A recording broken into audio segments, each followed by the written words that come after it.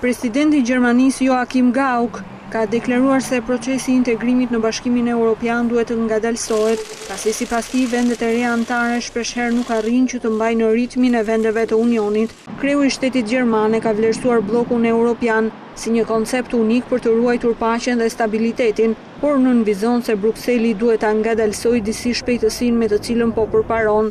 Ai shtoi se edhe vetë qytetarët mund të mos e pranojnë menjëherë idenë e një unioni gjithnjë e më të afërt. Duke krijuar BE-n, ne kemi krijuar një koncept të zhvilluar për të cilin gjeneratat tona paraardhëse as nuk do të kishin guxuar që të ndërronin. Megjithatë, unë mendoj se jemi nxituar disi në procesin e krijimit të një unioni gjithnjë e më të bashkuar, pasi jo të gjithë janë të aftë që ta mbajnë ritmin.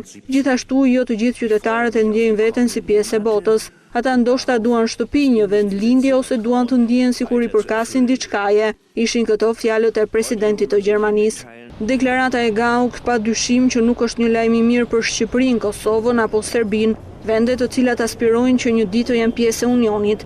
Megjithatë, ende nuk dihet se sa influencë do të ketë deklarata e presidentit mbi kancelaren Merkel apo mbi zyrtarët e Bashkimit Evropian. Kujtojmë se sikurse në Shqipëri presidenti gjerman është kryetar i shtetit dhe jo kreu i pushtetit ekzekutiv. Në mbyllje të fjalës së tij, Gauck përsëriti edhe një herë se Bashkimi Evropian do të vijojë të ketë në themel të tij disa parime kryesore, siç është demokracia, liria e fjalës, sundimi i ligjit e tjerë.